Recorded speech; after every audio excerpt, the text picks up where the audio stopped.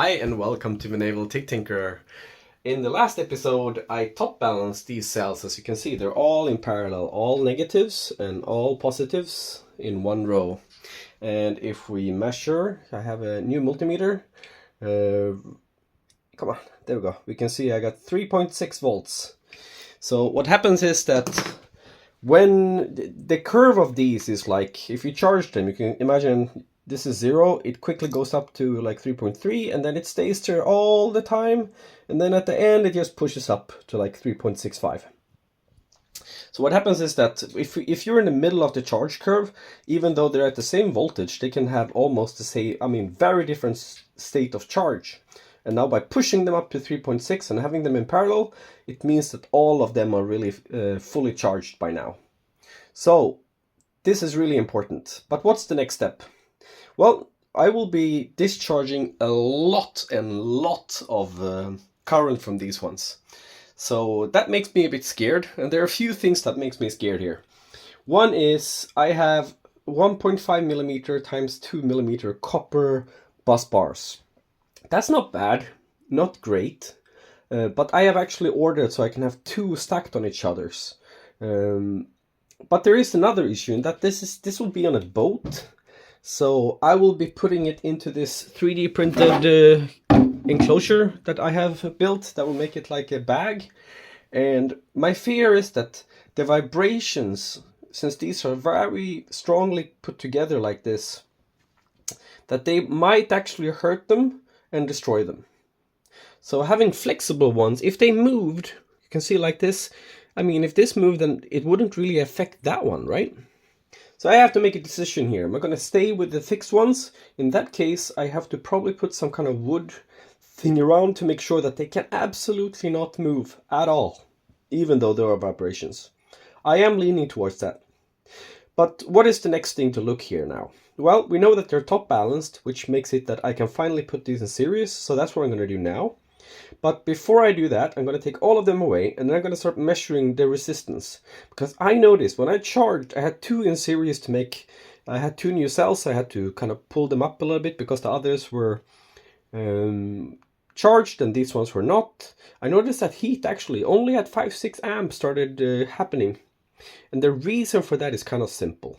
What happens is that the connection here to the terminal is just bad. So first what we're going to do is to measure, take all this away, and we're going to measure the internal resistance, and I'm going to write the number on every one so I can see the internal resistance between the positive and the negative one. Then we're going to put them in series and we're going to start measuring, okay, if I had bus bars, how much resistance do I get? And I bet that some of these will be horrendous. You won't see big numbers, but they will get hot if you have a lot of resistance. And there's a lot of tricks here you can do. You can take very fine sandpaper, and because these are usually not totally flat, so they don't get perfect connection to the terminals, and that makes a huge difference. So we're going to take a look at that and just see where we are on these. Okay, so what I want to show here is that some of these clearly got bent. So I tried to pick the 12 best ones that are straight. You can see that these are clearly bent, right? So these are the ones we won't use at the beginning, and I have taken them all off. Now we're going to measure the internal resistance on all of them and write the numbers using the multimeter. Okay, I tried to search a little bit. I have put these on and I tried to measure, and it's like it didn't work. So I've looked a little bit, and yeah, this one probably can't actually measure the resistance on something that has electric power in it, or electricity. So I can't do that. So what can I do? Well, I can measure these, and I just did. The resistance from here to here is between 0.1 and 0.2. Of course, if I move them closer like this, it's very low resistance, and if I move them out, it's like 0.2. When I change to this one, which has a long piece of copper wire, I measured 0.5. And that that's not weird, right? Because if you have a long cable, that creates a lot of resistance, and you don't want resistance. So for now, I am just gonna move and continue to see if... I think that the only way I can actually try this is to put them in series, put the BMS on, and put a load on it. And then I can run something off it that is gonna make it a bit hot. And then I can use my little heat gun, IR thermometer, to see where I get hotspots. So hotspots will probably not be the battery. That's very unlikely. And if that happens, I have to change out the cell, because then it's probably bad. But what's going to happen is that usually these terminals becomes really hot. And you can see some of these, like if they don't have good or great connections, which they're absolutely not going to have. You can see all this corrosion here. I'm going to have to get these clean somehow.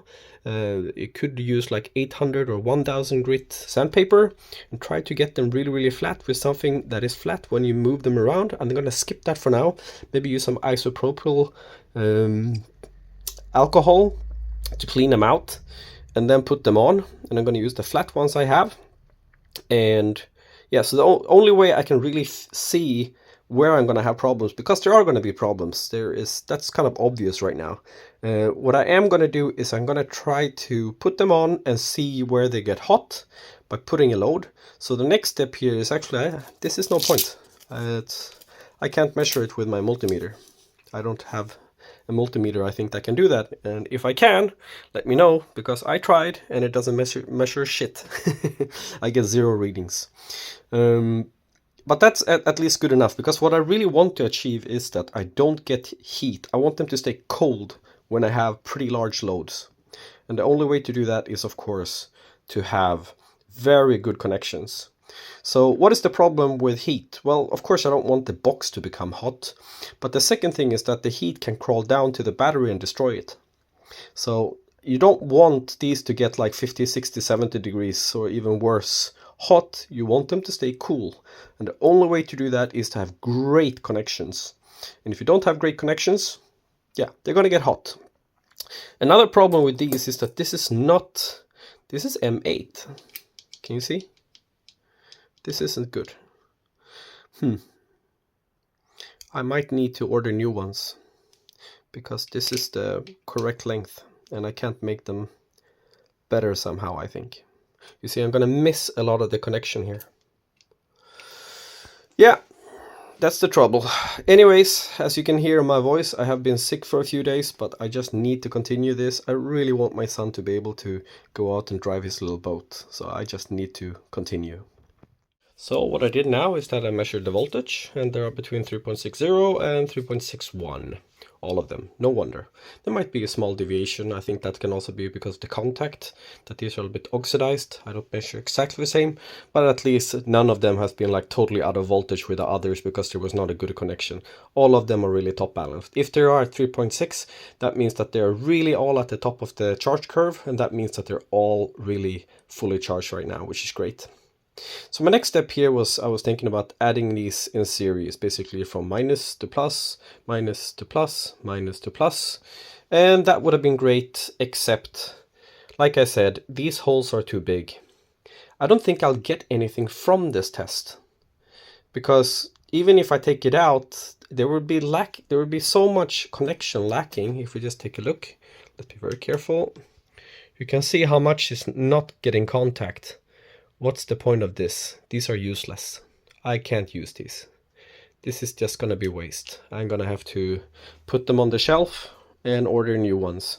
Because if I test them, what kind of test result will I get? I won't get anything positive.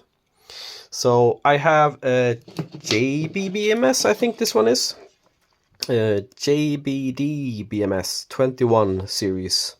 So what this, compared to, for example, let's take a look here. So here what I have. Here is from my old battery. I have a Dali BMS. I really don't like these. Don't buy them. I really don't enjoy these at all. And the issue is, I mean, there's nothing wrong with them. But if you buy a 20 series, 20 in Chinese, 20 in series, you have to connect it to 20 series battery.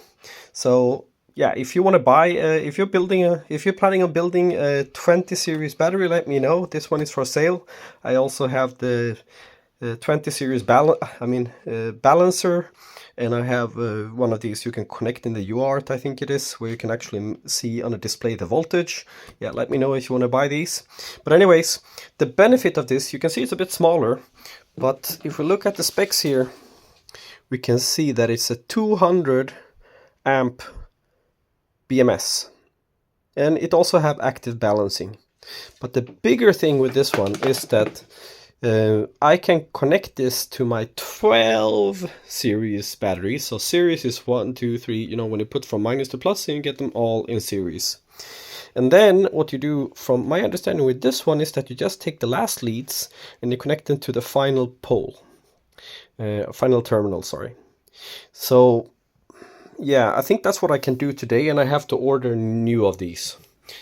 In one way, I am so tempted now, since I can't use those, to build my own these ones. Since I've ordered more of these are pure copper. I have ordered tinted ones. They should be coming today. I just worry that they will be of too low quality, since they have to be big enough to carry the current. If you don't do this right, like, don't do this if you're not going to plan to do it right. It's better to take a break, do it the right way, because like with my previous battery, I had issues, I had cheated, and this is just not the way. Building these high current, high voltage things, either do it right or don't do it at all. There is no shortcuts here.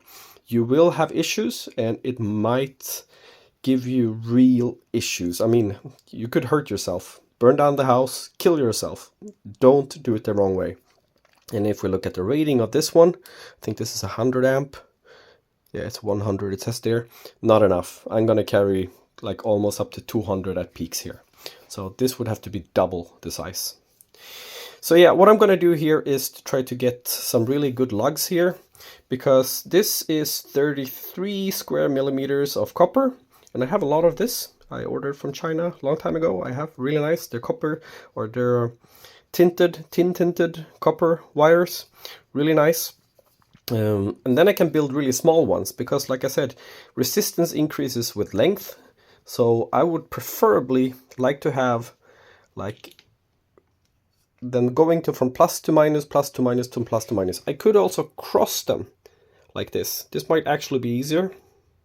So then all the negatives will be there, and then it would go like this, tuk tuk tuk tuk tuk. But that increases the size. I really don't want that. But I think it will be almost impossible to get two of these lugs and some cable in between like this. You could also make them like this, but as you can see, when I bend it, it's actually going to be quite big. It would interfere with each other. So that won't work. Yeah, I have to figure this out. I might order really thick these ones, because I don't think I'll be possible. If you could just put two of these very gently close to each other, dunk, and have something short in between, that would be the absolute optimal, because you want them to be as short as possible, as thick as possible, and have as good connection as possible. Really, in these cases, it's the connection that matters. If you don't have great connections, you will have a lot of heat coming out, and that's loss. I mean, that's losses, since you're not transferring, you're not transferring electricity to a load, you're actually transferring it to heat. And also it could create structural damage. It could create, could destroy your batteries. You want them to stay cool when you're at load. And I have a 2 or 3,000 watt inverter. I could test this out with later. But yeah, these holes, absolute no-go. Don't even try it. If you don't have the right things, don't do it. Just abort. You're gonna have problems, and you don't want that, especially if you do high current loads. I mean, if this was something that was just gonna pull like a few hundred watts from, or to up to kilowatt, that's nothing. I'm gonna pull multiple kilowatts of this one.